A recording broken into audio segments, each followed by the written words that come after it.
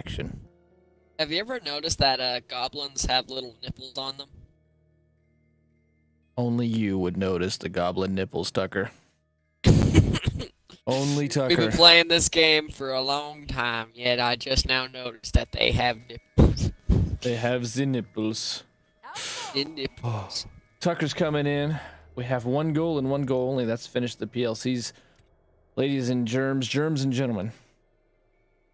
We have gotten to Chaos level 50, and one of the things we'll be doing at the tail end of this, though we'll probably discuss it throughout, is talking about Chaos level 50. We'll be doing these on Chaos level 50. We got done with the first PLC the last time you saw us, before we noticed the nipples on the goblins. The goblins. And off the recording yesterday, we went through the, I'll call it the inglorious grind to Chaos level 50. Now we are going to finish the PLCs. It's too bad that the Wheel of Fate only gives you souls if you defeat monsters and or enemies in the PLCs. The game only gives you souls if you beat enemies in the PLCs. That's what you said? Yeah, seems like it because we cleared 20 chaos levels and I didn't get any souls. Apparently, I didn't get 25 souls. Nothing to spin. Yeah, you want it. We only get them in here. There is one really good farming place for them, though, that I can show you. I don't know if you'll want to farm, but there is a good farming spot, and it's in PLC 3. Which PLC 3, Tucker and I already did run through, and so you can already start to say, Tucker, compare that to PLC 1. Still hate that word, God. Ugh. But in comparison to the shark, what did you think of PLC 3? Wasn't that the blacksmith? Yeah, the blacksmith. Better. I liked that one the most so far. So it was better. Yeah. It does seem better. The puzzles are a little more in-depth. I've run it a few times. I just finally beat 3, and that's all due to the PLCs have a terrible respawn system. When you die, you totally should be able to come back, especially if you're in co-op. There should be lives, and there should be a checkpoint system. When you're dead, you're dead. I kept dying to random dots or the puzzles themselves and had to restart it many times. So, Just a bit on the frustrating side. absolutely. While standing still, gain 20% increased lightning damage and word generation delay is reduced to 0 seconds. 10% maximum health. Tucker, I've never seen this before, but I'm kind of thinking it might be decent for you. What is that item of the day? I'm going to throw it down. It's in my backpack. It's also a rune, so we would share it. Our goal tonight is we are going to finish these PLCs, we hope, so that tomorrow we can start a new project that we've been looking forward to a little while since we caught it on sale, which is struggling. Now, BRB. I'm gonna pause this for a sec. Capacity. But what about the effect? That whole, like, 20% increased lightning damage, word generation is reduced to 0. Yeah, but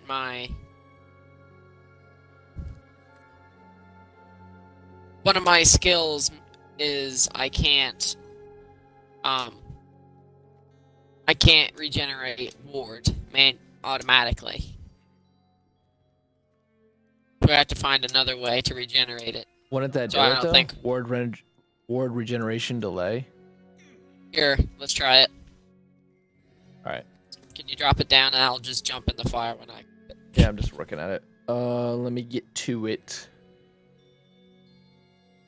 Okay, so while standing still, ward regeneration delay is reduced to 0 seconds. Oh yeah, we did find this. The Knuckled Casual Sword Explosion of Assurance. It's ×3. Granted, we had to get to Chaos level 50 just to get a chaotic drop that was good. But for Tucker's build, I think what were you doing, like 10, 20k per hit? Yeah. Yeah, so he's gonna have plenty of damage. Yeah, sadly, this one doesn't work. You don't get your... No. Which one do you have on right now? I have on the I had on the hold on. What's it? I had on the Spirit Rune Burgeoning. What's it? Wait, do? no. Spirit Rune. I. Wait, no. The one I have on right now. Yeah, the one you're currently equipped with. Sliding static charge. All the time. On action skill star, increase melee damage by 40% for 10 seconds. Ward regenerates by sliding. 50% chance to reflect bullets and arrows while ward.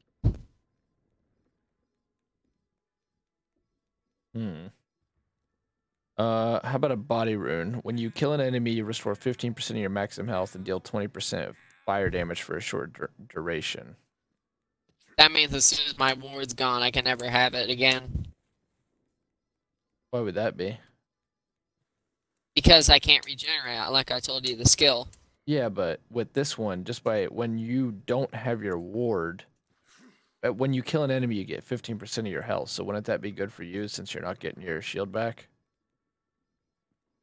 But I can get my shield back with this ward.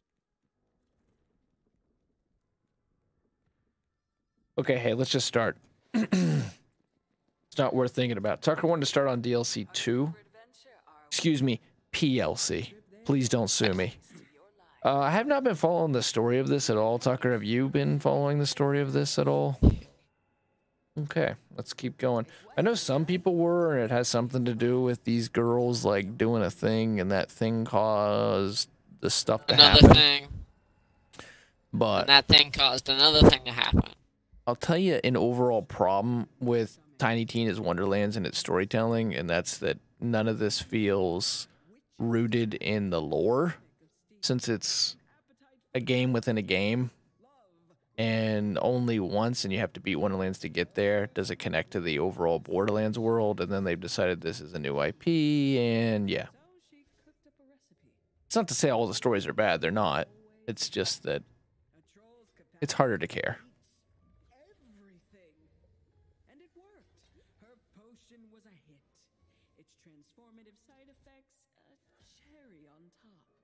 I have heard they got better and better. That it started like, and especially low with PLC 1, and then PLC 2 was just a little bit better, and then PLC 3 people have actually generally liked. I will say time and time again, had Tiny Tina's Wonderlands just been $40 at launch and with a $20 season pass, I think that, one, there'd be a whole lot less backlash. Yeah, and a lot less vitriol and hate towards the devs, because it's felt like a $40 game. It's been supported like a $40 game. It's had the content of a $40 game. Ginger dead. And that's to say that compared to a full Borderlands release title, it's, like half the content, really.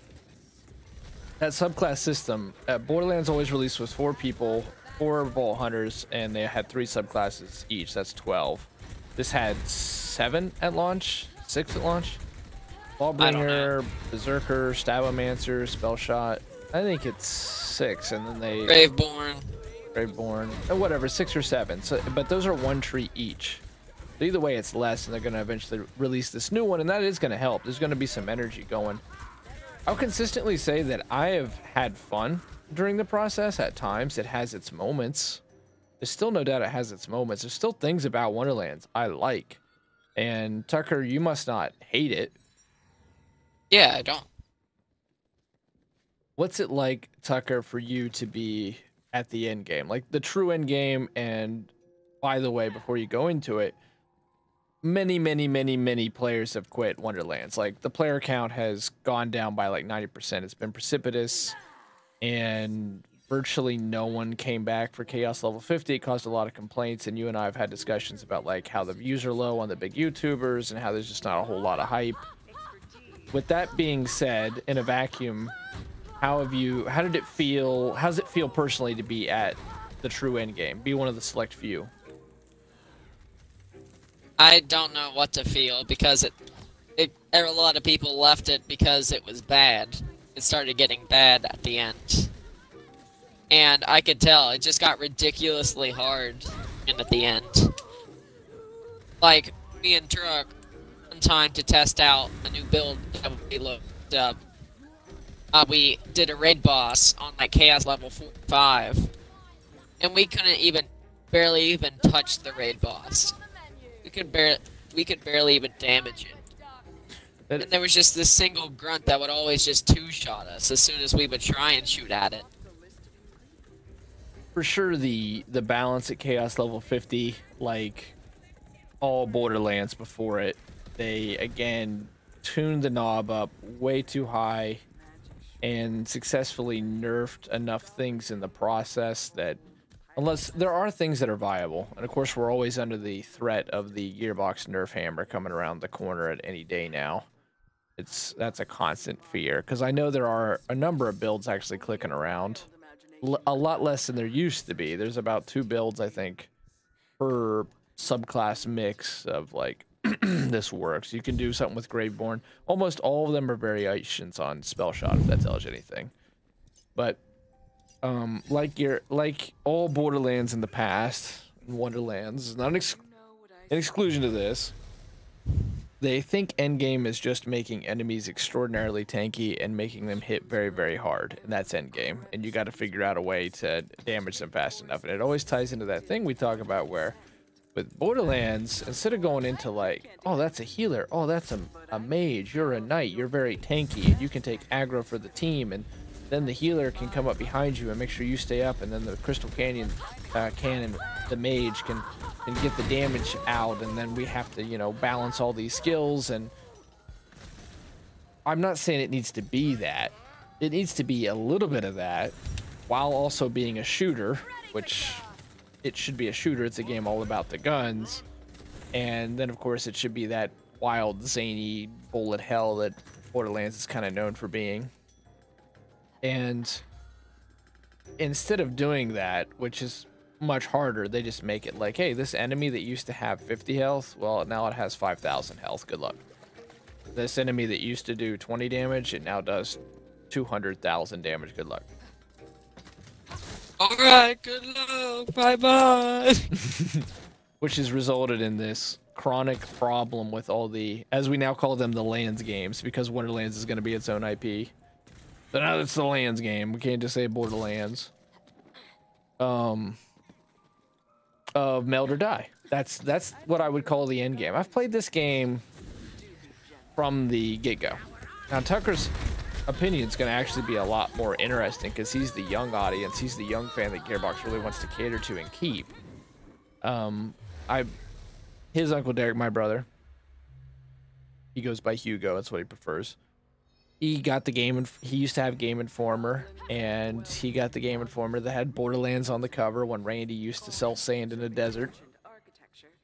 And he was so hyped about the game, he got me hyped about it. We pre-ordered it. We were day one, went hard, played through all the DLCs, and many of you had the same experience and just loved it. I think I've talked about that multiple times. I still love the first Borderlands, and people give that game a hard time, and I think a lot of that's the young audience. But I still think that the first Borderlands, in many ways, got endgame better than the newer Borderlands, in the sense that it understood the road forward. It was the first one to give us raid bosses. It had designated loot targets. It had loot that was extremely rare that hardcore fans would continue to go for. It added a new rarity with Pearl Essence. It gave us some very quirky, unique gear that ended up tying into some unique builds. It was a game that really understood itself in the end. And yeah, it had its fair share of problems, and it had its bad DLC, and we've done a huge playthrough, multiple playthroughs actually on this channel, and including our capstone, which, you know, you're welcome to check out. Love if you did. But at the end of the day, I still think that that was the Borderlands that got itself the most. And I say that with one big piece of evidence to back that up, and that's Borderlands 2. You can't get Borderlands 2 and what many would consider, and I include myself in that, many would consider a masterpiece. And it was. I mean, it won multiple many Game of the Year awards. It won even Best Shooter of the Year. It is considered an instant classic. It still sells. It still tops the Steam charts across all the Borderlands. So I think 3 is really starting to actually gain a lot of traction, which is sad because they stopped supporting 3 some time ago. Damn it. You got this, Tucker. They need... Do I just have to beat this section and you'll be back, or? Yes. Beat the section, then I'm back. So, back to watching Tucker continue to carry us. His build is really good right now. He's got a lot of damage. He can actually dig around and use various loot. So that's something else we'll be talking about soon. So then with Borderlands 2, they did OP levels. Infamously out of balance, literally broke most of the gear. It broke most of the builds. The turtle shield like went negative, and there was just so many issues with it, and it took 'em months to tune it, and it's still this highly divisive piece of content. And yeah, it was like good in theory. It was this good idea, and they've worked with that same idea for 10 years now. And we've had games like Destiny come out, and we've had all these great MMOs like Lost Ark come out, and the looter shooter genre is no longer just like Diablo and Borderlands. It's tons of different games, Destiny, The Division, Outriders, etc. And yet Gearbox is still trying to figure out OP levels. Like 12 years later, still trying to figure out OP levels. And by that I mean we just have to walk forward to OP levels, or rather mayhem in Borderlands 3. They're like, well, people seem to, they don't want to have to grind the OP level, so we'll just let you choose your mayhem level, and then you have to kind of get the gear to be able to go up to that level, and then you have all these modifiers like the Moxie's Underdome to make it zany and wild. And they hyped this patch up. It was called the Mayhem 2.0 patch, and my god, they were like all in on this. This was when Borderlands 3 had come out. It was selling really well.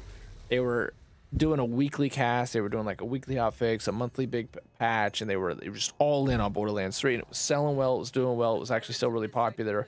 A lot of the big content creators were still behind it at that time, and they talked like Mayhem 2.0, made another big video on this, by the way, was going to be the patch that really defined Borderlands 3 going forward and defined the franchise going forward. And they said they had listened to the player base, they had looked at the data, they had talked to the big content creators, they had talked to the end game players, some of the best, and they knew how they wanted to balance it.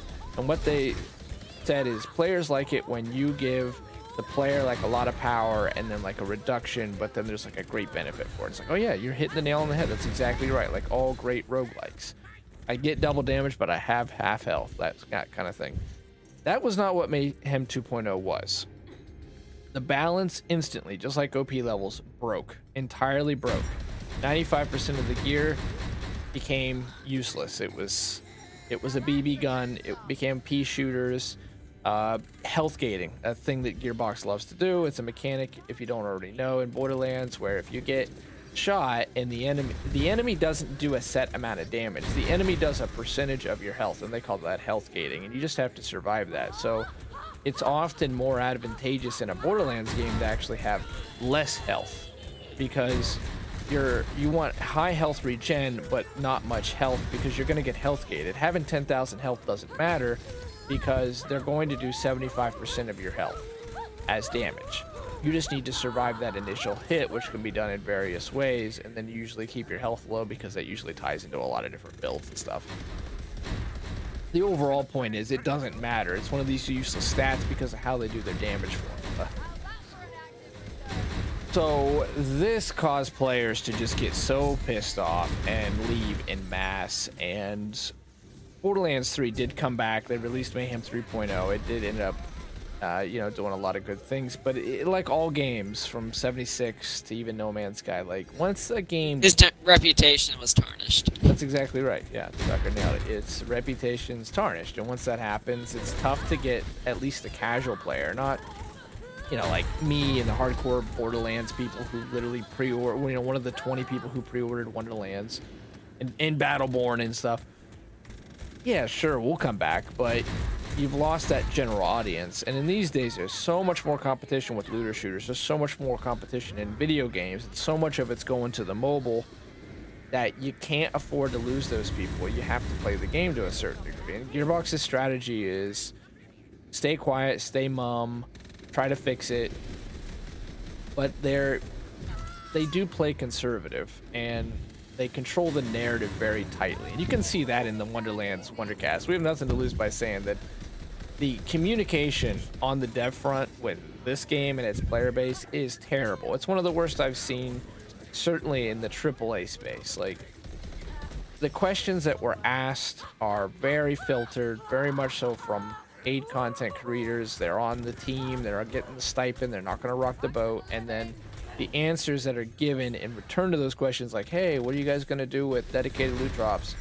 We think that dedicated loot drops are a thing, and they're a thing that we might do or might not do, maybe, probably not. We're looking, we're listening, we're thinking. We're probably never going to do anything about that, but we are, like, it's a thing.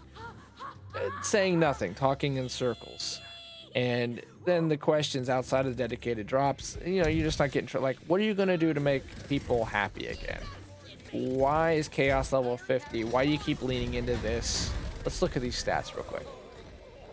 Oh, we can't, but chaos rank 50, it's 1800% enemy health, and for a 0.99% chance at ascended drops. These are the things, it really, everything with this game went down with PLC 1.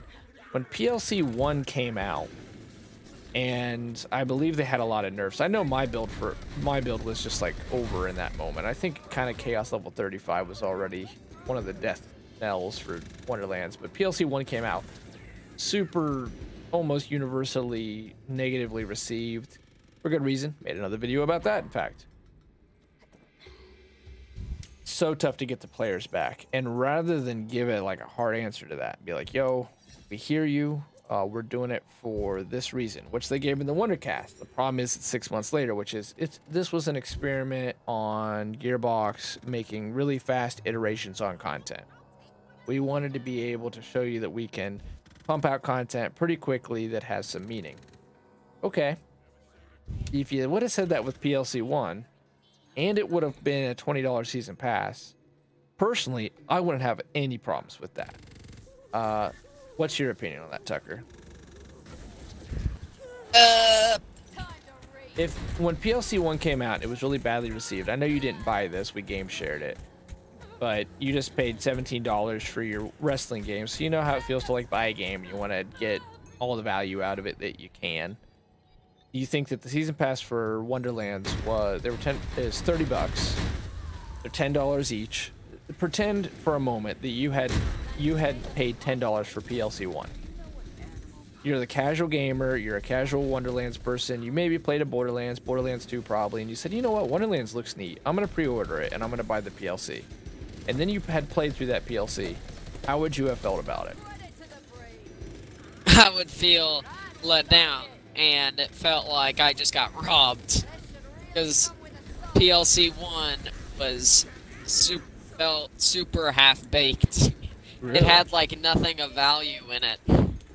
Wow. Strong words. So in what way did it feel half-baked? Because when we played it and bumped up the difficulty, the only thing that changed was a new phase. That new phase is kind of boring. Sure, it was cool when it first showed up, but then it just stayed there for like 10 minutes as he just floated around. To be honest, it was annoying with how much was going on. It was almost like Battlefield 2042, and how there was just so much going on that you couldn't really tell. You know how they had like constant weather effects, how rain was constantly getting on your visor and stuff. Mm-hmm. That was constantly happening in that, where there was typhoons that would constantly knock you around, and that shark would suck you in and knock you across the map. Then you get hit by a minion, then you get sucked up into another typhoon and saw it over the map. Then you get sucked in by the shark, and it just repeats over and over and over again until you eventually deal enough damage to kill it.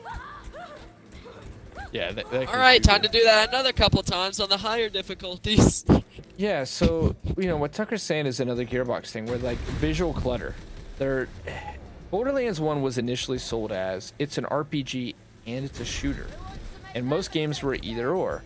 But this was going to be unique, because back in that day, we were used to RPGs being like Morrowind.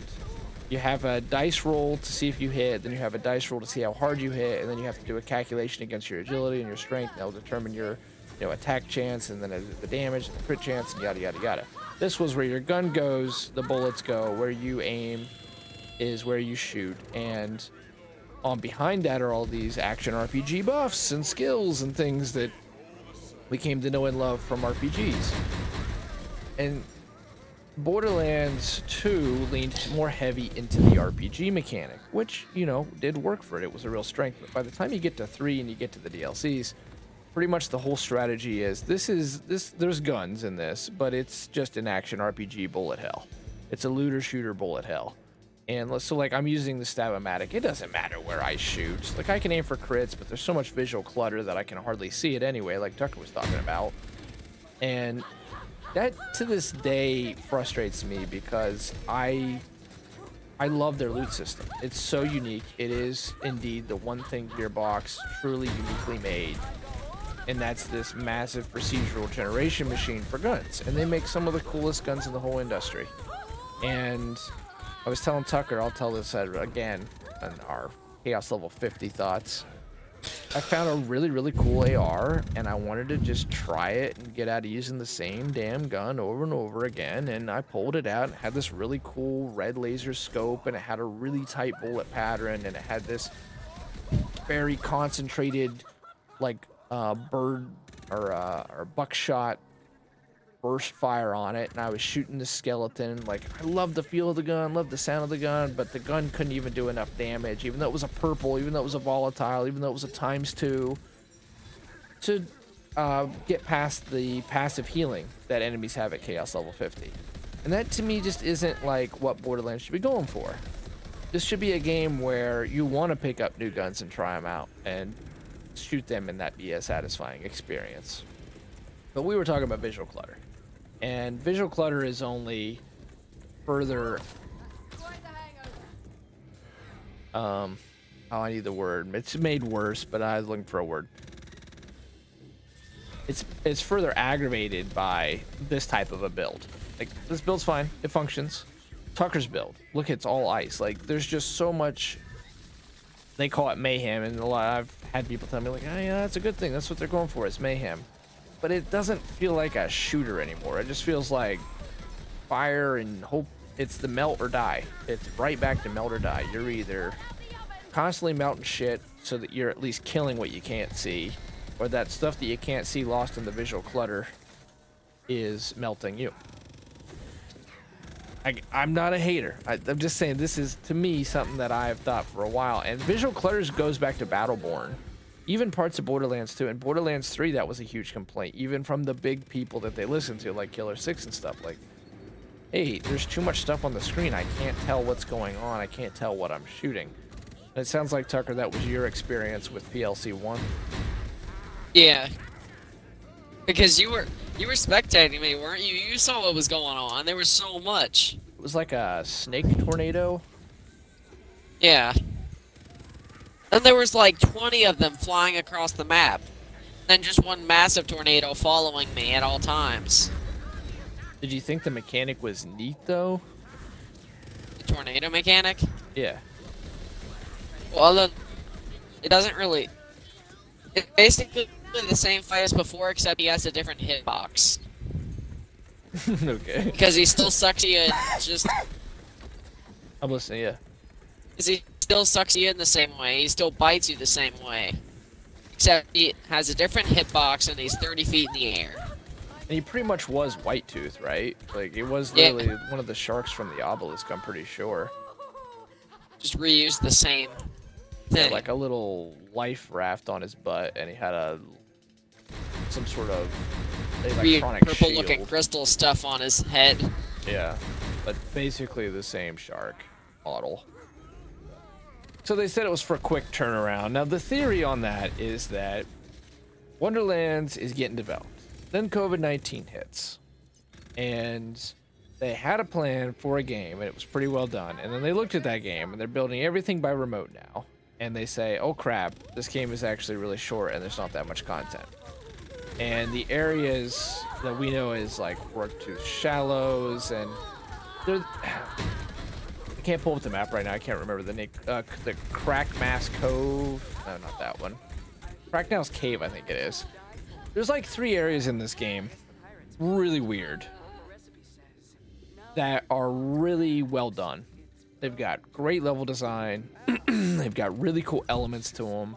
They have like 8 quests in the area, but you will never go there. If you want, Tucker and I, for instance, never went there. Never even thought about going there because we were just sort of focused on main story. Tucker, who is at Chaos level 50 and has done the PLCs and has an endgame build and probably has, in fact, he has the second most time in this game on my friends list. He's got 2 days in this game now. He's never been to those areas. That's how avoidable they are. And so the theory is, those were the DLCs. They were going to build these areas, which they, you know, again, they're better than the PLCs. They realized, man, if this is going to be a $60 game, we can't just ship it like this. There's just not enough here. So they bundled up the season pass and they put it into the main game. And then they said, okay, now we have to sell the season pass because that obviously makes them a bunch of money, and you know, it's another source of income. It's also kind of expected with most games these days, especially Gearbox games. And they have to scramble together teams, and for what is couple of weeks, the game industry, a very, very tight deadline, probably, you know, weeks, month, there's probably like 3-4 months, whatever, put together a DLC. And that's why they named it PLC, to try to lower the expectation. It's not a downloadable content like we expect that to be a expansion or something. It's post-launch content, which is part of the live service model. Okay, you had multiple problems here. You already did that with Borderlands 3. They were free. It was the Halloween, and it was the cartel event, and those events were as big, and in many cases bigger, than the PLCs. In fact, just the trials in the base game of Borderlands 3 are larger than these PLCs. And that's all packed in. That was all just part of buying Borderlands 3. You got that. And it had the same entry prices as Wonderlands. This is where a lot of this negativity is coming from, and not answering to that. And you heard Tucker. I mean, he's not like a content creator or something. He's not on the Wondercast team. He would be exactly the fan that you're making the content for. The person who buys the PLC, decided to buy into Wonderlands, and feels like, this wasn't worth my money. And their answer to that was 6 months later, well, we were trying to experiment on how to rapidly make content, iterate on content. So now they have an issue. They have a new IP. It has virtually no hype. Like, I look up Wonderlands and I get videos from 3 months ago. The freaking Reddit gets like 20 upvotes. It's just, I'm like into it currently because Tucker and I are trying to get caught up and make this content. It won't last too long, but what I'm noticing is like Tucker and I are kind of by ourselves. Like, people are occasionally coming in. I even saw somebody who did the skeleton keys for Wonderlands.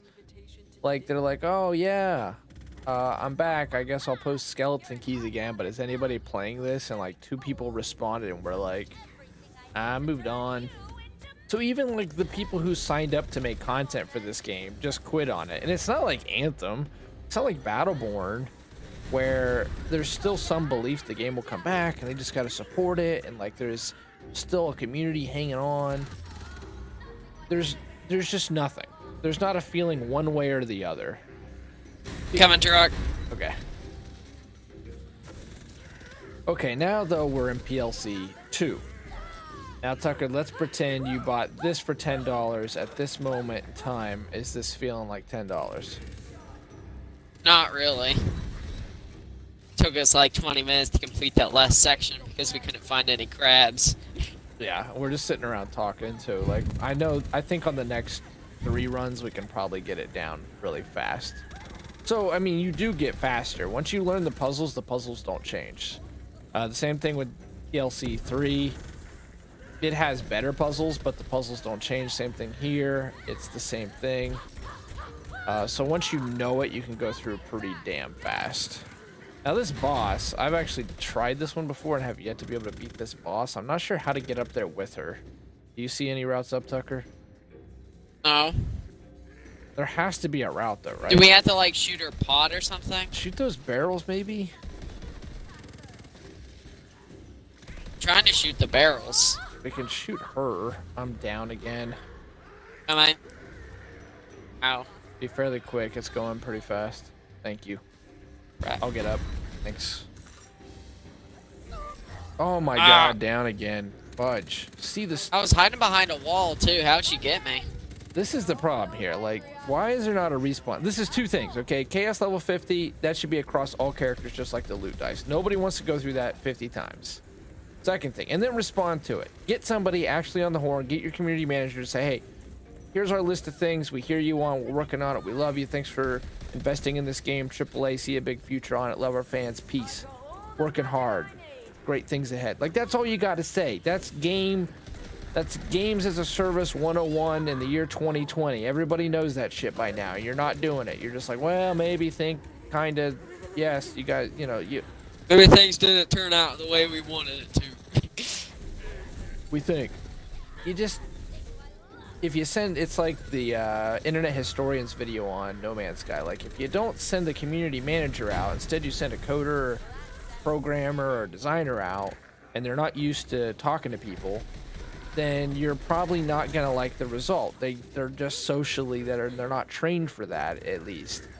Whereas if you get the content creator and you get the manager out there and you get the people like Pitchford who will sell all the time, then you're probably gonna need 4 times the size of Fallout 4.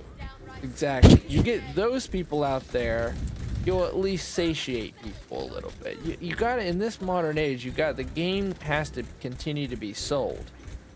And one of the things with Wonderlands that's been shitty is they sold people on it. The 2K rolled out the hype train. They did the Borderlands 3 thing, not as big because of COVID, but still, like, you know, come on, it's gonna be wow, it's gonna be a big ass game, it's gonna be the game. And as soon as it launched, Gearbox got so quiet. So quiet. Randy tweeted once, like, oh, lots of people playing. Yeehaw. Oh, let's go. Let's go.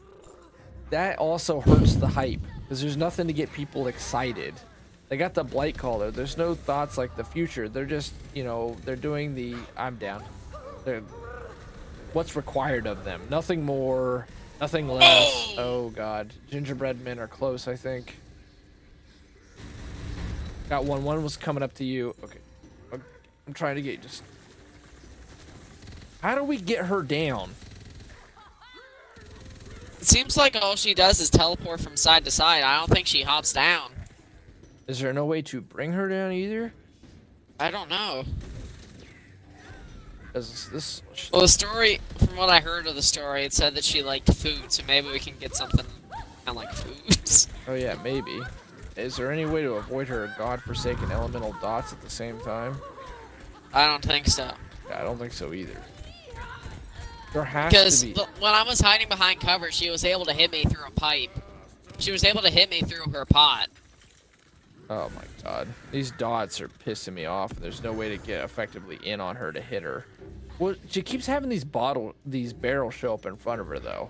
Is that... Yeah. I think that's the element she throws. Oh. But we can't actually hit those barrels. Okay, and she's teleporting from side to side. I'm not seeing any switches. I'm not seeing any levers. There's just... Maybe we can hit these runes. You see these runes on the wall? Maybe we can do something with them. Where are they at?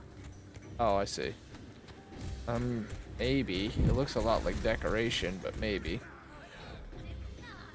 Anything. I'm just too far away from Maybe her. hopping in the pot. Hop into pot! Yeah, maybe. Well, the pot's where all the dots come from. I think she's throwing the barrels in the pot.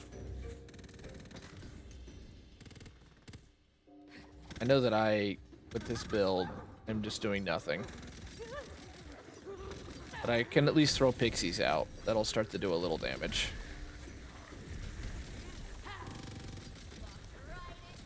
Jeez.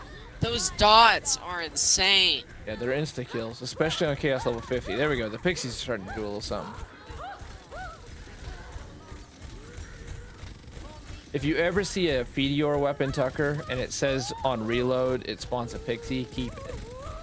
That's how those chunks of damage are coming out. The pixie. Oh my god! The pixie scale off of spell damage, so they do a lot of damage.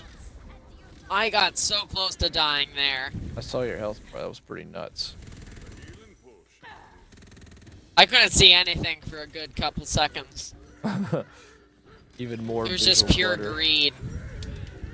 You heard me on the pixies, though, right? Yeah. All right, good. So just keep your eyes open. I am keeping my eyes open. Oh, especially take them for my builds. You know, at the end of the day, I know I've been bitching for the last 40 minutes, but I still have fun with this game, especially playing it with Tucker. Alone, I play it, I do get bored, but it is genuinely still fun in co-op despite all of its problems. And I would have very little negative to say about it if they hadn't said AAA, $60, $30 season pass, and we're going to support it's going to be beautiful, and then got really quiet, put out some half-baked DLCs, and not giving us a real bright outlook for the future of the game. All right, I'm standing still because if I move, it's going to bleed out too fast. Crap! Hustle, hustle, hustle, hustle, hustle. Nice. Good job, you saved that. You at least stopped the timer. Dang fan bounced me away.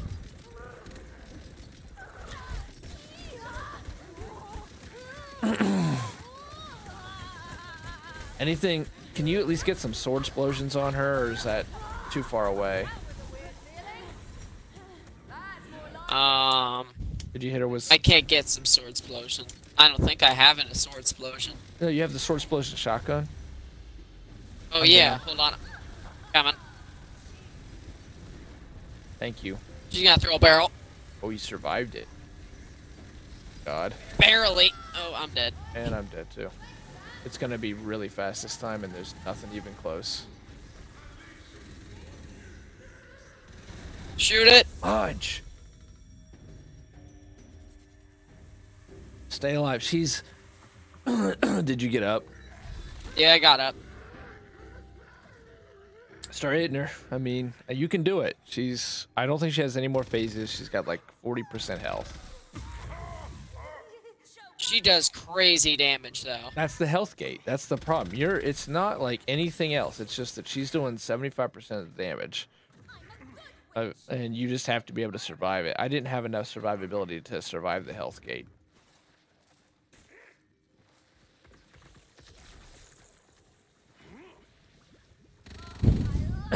Maybe try your sword explosion on her.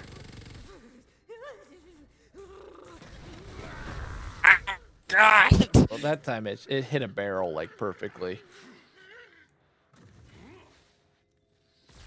I'm gonna look up if there's a better way to damage her while you win this.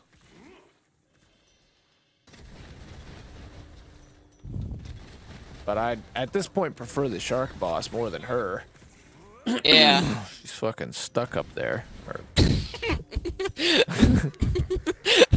Come down from there. Just gotta keep hopping in between them. Ah, crap. Hey, this guy got her down. I'm gonna look up how he did it. What the hell?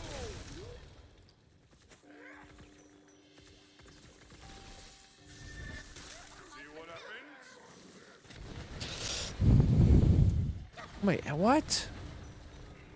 It's like he doesn't even do anything special. She just decides to come down. She's up there. Maybe he moves to a certain spot. He starts... Oh, God. She's got 2 phases to her. Oh. She's got her phase up there. Then she looks like she come... You're almost there. You don't actually have to kill her. A little more damage, and it looks like she's going to decide to come down. Oh. And Wonderlands is so popular right now that there's only 3 videos out on this boss, and the rest is FEMA looking to assess damage. 2 years ago, 152 views. Less than 1,000 views on the Wonderlands footage.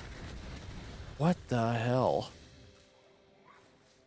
happened to Wonderlands? There we go, I got her. Nice job, dude. Keep it up, Tucker. Oh, she hopped into the pot. Oh, he's huge now. Ew. Sword explosion. You're gonna blast her.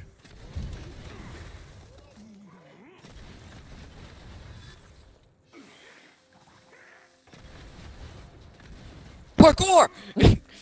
That sword explosion better melt her ass. Parkour! Ow! Parkour! Parkour! Parkour!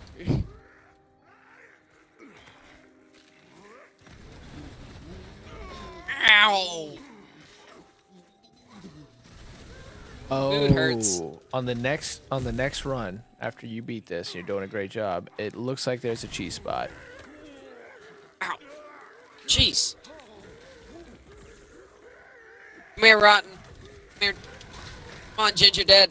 Oh, jeez! So many dots! You're doing a good job though. Ow! Is that sword explosion not doing very much damage? Doesn't seem like it. Try your spells on her. I can't hit her with that. Hit her my with an ice spells. spike. Oh god. I'm gonna die. You got one behind you? Behind you? Directly behind you? Oh. I'm dead. She just does too much damage. Okay, let's... Oh, that sucks.